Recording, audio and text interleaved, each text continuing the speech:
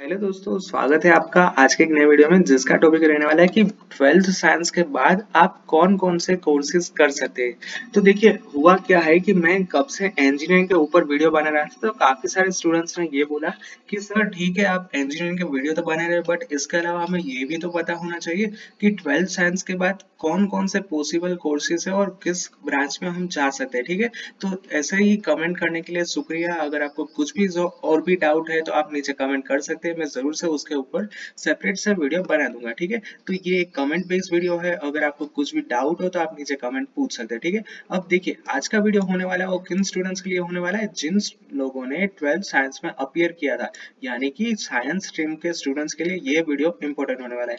मैं आज के वीडियो में जितनी भी पॉसिबल कोर्स है उसकी आपको डिटेल शेयर करूंगा, उसका ओवरव्यू दूंगा, और इसके अलावा जितने भी स्टूडेंट्स इंजीनियरिंग में अपीयर होने वाले हैं 2022 बैच के लिए, उसके लिए मैंने ऑलरेडी एक प्लेलिस्ट बना के रखी है जिसकी लिंक आपको ऊपर आई बटन में मिल जाएगी।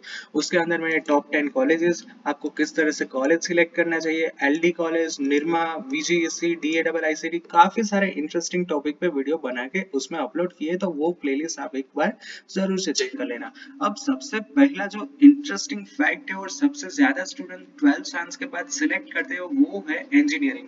अब इंजीनियरिंग के आपके पास क्या क्या चांसेस है, तो देखिए सबसे पहले तो आप इंजीनियरिंग कर सकते हो आईआईटी में से, एनआईटी में से, ट्रिपल आईटी में से, गवर्नमेंट कॉलेजेस में, सेल्फ फाइनेंस कॉलेजेस में। तो अराउंड 5-6 आपके पास ऑप्शन है कॉलेज सिलेक्ट करने के। ठीक है, अब इसके अलावा मैंने स्पेशल आईआईटी में किस तरह से एडमिशन होता है, एनआईटी में किस तरह से एडमिशन होता है, उसका एक वीडियो भी मैंने सेपरेट बनाया है, तो वो भी एक बार जरूर से चेक कर लेना। ठीक है, अब इंजीनियरिंग में आपके पास मेनली दो तरह की डिग्री आ सकती है, बीई और बीटेक। इसके लिए आपका 4 साल का कोर्स रहेगा और आप जेडबलई अदरवाइज कुछ के दोनों में से कोई एक एग्जाम में कंपलसरी पास होने चाहिए, तभी आपको एडमिशन मिल सकता है।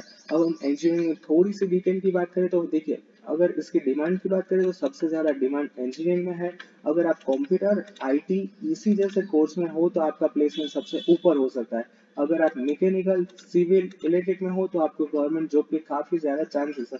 अगर आप दूसरे स्पेशलाइज्ड ब्रांच में हो तो फिर आपका आपके ऊपर डिपेंड करेगा कि आपने कितनी अच्छी तरह से इंजीनियरिंग में सब कुछ सीखा है। तो इंजीनियरिंग सबसे बेस्ट ऑप्शन रहता है 12th साइंस के बाद। अब हम फीस की बात करें तो देखिए, सबसे कम फीस है गवर्नमेंट कॉलेज की, और वो कितनी है, सिर्फ 1500 रुपीज। हाँ, आपको जरूर से शौक लगा होगा कि मैं क्या बोल रहा हूँ, तो मैं सच बोल रहा हूँ, गवर्नमेंट इंजीनियरिंग कॉलेज की फीस है सिर्फ 1500 रुपीज। और ये भी किसके लिए, सिर्फ बॉयज के लिए। अगर गर्ल्स कैंडिडेट्स है तो उसके लिए ये फीस टोटल माफ हो जाएगी, उसके लिए तो फ्री ऑफ हो जाएगा गवर्नमेंट इंजीनियरिंग कॉलेज में जितनी भी इंजीनियरिंग का खर्चा होता है वो सब कुछ। ठीक है, तो इस तरह से आप इंजीनियरिंग सिलेक्ट कर सकते हो। दूसरा चांस क्या है, दूसरा चांस है आर्किटेक्चर का, यानी कि बी आर्क। अब ये कोर्स कितने साल का होता है, ये कोर्स होता है 5 साल का, और इसके लिए आप आईआईटी में से कर सकते हो, एनआईटी में से अपीयर कर सकते हो, गवर्नमेंट और सेल्फ फाइनेंस एसी, और इसके अलावा सेप्ट जो अहमदाबाद में आती है। ये 5 आपके लिए ऑप्शंस अवेलेबल है बी आर्क कोर्स करने के लिए। मैंने ऑलरेडी इसके साल बता दिए, आपको इसमें 5 साल लगेंगे। और जेडबलई और नाटा, जिसको बोलते हैं national aptitude test for architecture, ये दो एग्जाम आपने कंपलसरी, दो में से एक कोई भी कंपलसरी एग्जाम में पास होना चाहिए, तभी आपको बी आर्क में एडमिशन मिल सकता है। अब हम इसके अलावा बात करें तो बी आर्क की डिमांड ऑलवेज सबसे ज्यादा ऊपर थी। यहाँ पे भी आप अगर इसमें अच्छे से सब कुछ सीख सकते हो, अच्छे से आप पास आउट होते हो, तो फिर आपका अच्छा प्लेसमेंट होने के चांसेस है।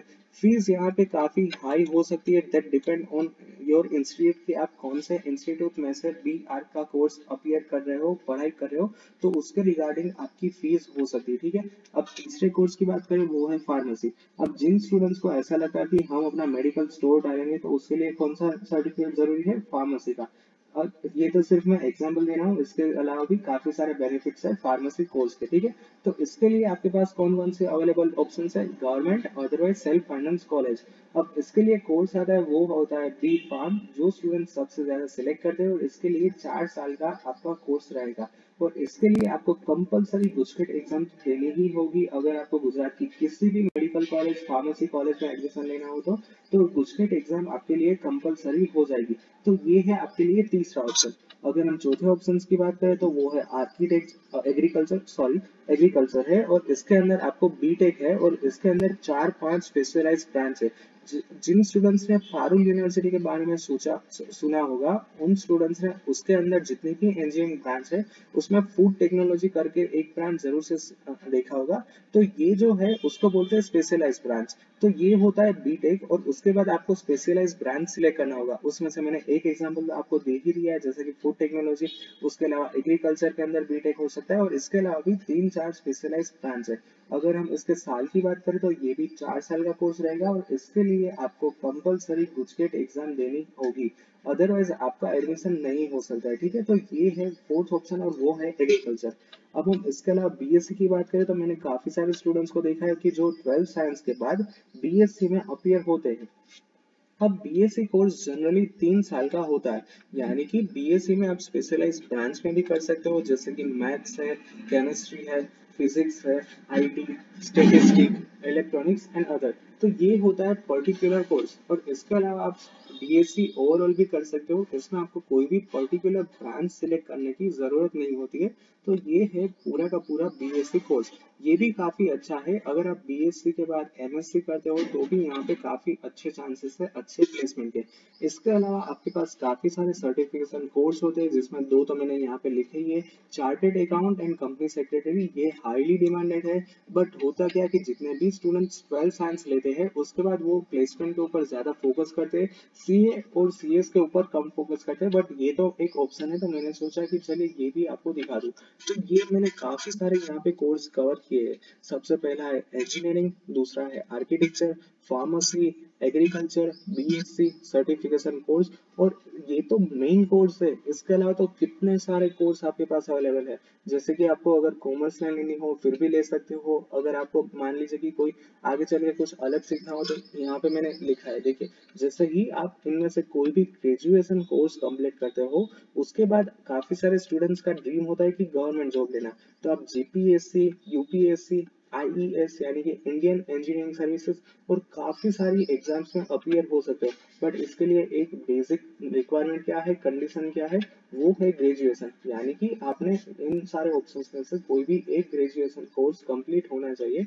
और इसके अलावा भी आपके पास काफी सारे चांसेस है दूसरे कोर्स सिलेक्शन के। अब यहाँ पे मैंने काफी जो ओवरऑल मेन कोर्स होते हैं यहाँ पे मैंने वही सारे कवर किए हैं। अगर आपको इसके अलावा कोई कोर्स के बारे में डिटेल इन्फॉर्मेशन चाहिए तो आप नीचे मुझे कमेंट सेक्शन में बोल सकते हो कि सर हमें ये वाले जो कोर्स है उसके बारे में जानना है, तो मैं सब कुछ उसका ए टू जेड डिटेल्स आपको प्रोवाइड कर दूंगा। ठीक है, so that's it for today's video. अगर आपने आज के वीडियो से कुछ नया सीखा है then please press the like button. If you have any doubts then ask me in the comment section, and do share this video with your friends ताकि उन स्टूडेंट्स को भी आज का जो इन्फॉर्मेटिव वीडियो है वो देख सके और कुछ नया सीख सके। ठीक है, थैंक यू गाइस।